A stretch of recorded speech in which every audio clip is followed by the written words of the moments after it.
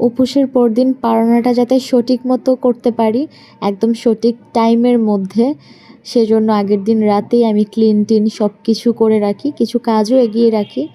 আর এমনিতেই রোজকার দেখা যায় যে রান্নাবান্না করার পরে যদি আমি আমার চুলা রান্নাঘর পরিষ্কার না করে তাহলে দেখা যায় যে আমার ঘুম আসে না।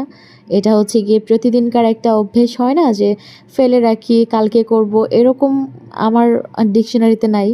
আমার কথা হচ্ছে গিয়ে আমাকে সব কিছু ক্লিন টিন করে দেন হচ্ছে গিয়ে ঘুমোতে যেতে হবে, এমন একটা অবস্থা। রান্নাঘর ক্লিন থাকা মাস্ট।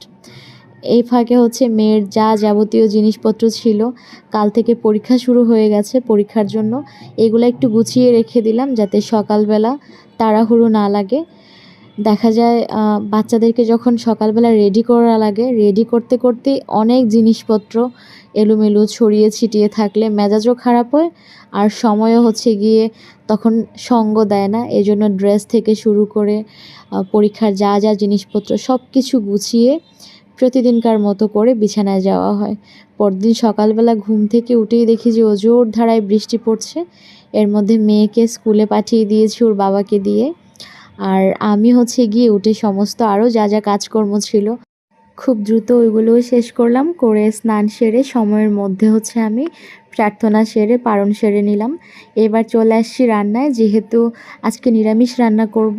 এখানে চাক চাক করে আলু কেটে নিয়েছি, আর এরকম চাক আলু ভাজা খেতে কিন্তু দারুণ লাগে, সাথে যদি ডাল থাকে এমনিতেও রোজকার দিনেও খাওয়া যায়, বেশ ভালো লাগে। এখানে লাল লাল করে আলু ভাজা একদম রেডি হয়ে গেছে। আলুটাকে জাস্ট আমি হলুদ লবণ আর হচ্ছে গিয়ে একটু গুঁড়ামরিচ দিয়ে ভেজে নিয়েছি। এখানে দিলাম হচ্ছে গিয়ে সরিষা আর 2টা কাঁচামরিচ, সেই সাথে একটু জিরে, সব কিছুকে ব্লেন্ড করে নিলাম। আর এখানে বেগুন ভেজে রেখেছিলাম, কড়াইতে দিয়ে দিলাম 5 ফোড়ন, শুকনা লঙ্কা দিয়ে এবার হচ্ছে গিয়ে পেস্ট দিয়ে দিব, সরিষার পেস্টটা। সরিষার পেস্টের সাথে দিয়েছি হচ্ছে গিয়ে হলুদ, মরিচের গুঁড়া আর হচ্ছে গিয়ে ধনিয়ার গুঁড়া। সব কিছুর সাথে এবার ভাজা বেগুনটাকে দিয়ে দিলাম, দিয়ে এবার একটু গামাখা গামাখা করে দেন হচ্ছে গিয়ে আমি রান্নাটা করব।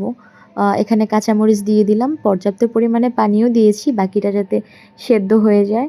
এই যে পানি টেনে আসছে, এবার হচ্ছে দিয়ে দিব ধনিয়া পাতা। ধনিয়া পাতা দেওয়ার পরে আমি এখানে নামিয়ে নিব। একদম রেডি হয়ে গেল সর্ষে বেগুন। আর এই সর্ষে বেগুনটা নিরামিষ দিনে একদম জমে যাওয়ার মতো একটা খাবার। চাক আলু ভাজা আর হচ্ছে গিয়ে সর্ষে বেগুন দিয়ে ভাত খেয়ে নিলাম। গরম গরম ভাতের সাথেই সর্ষে বেগুনটা দুর্দান্ত লাগে। আজকে এ পর্যন্তই। যে যেখান থেকে দেখছেন সবাইকে অসংখ্য ধন্যবাদ। ভালো লাগলে লাইক কমেন্ট করে পাশেই থাকবেন।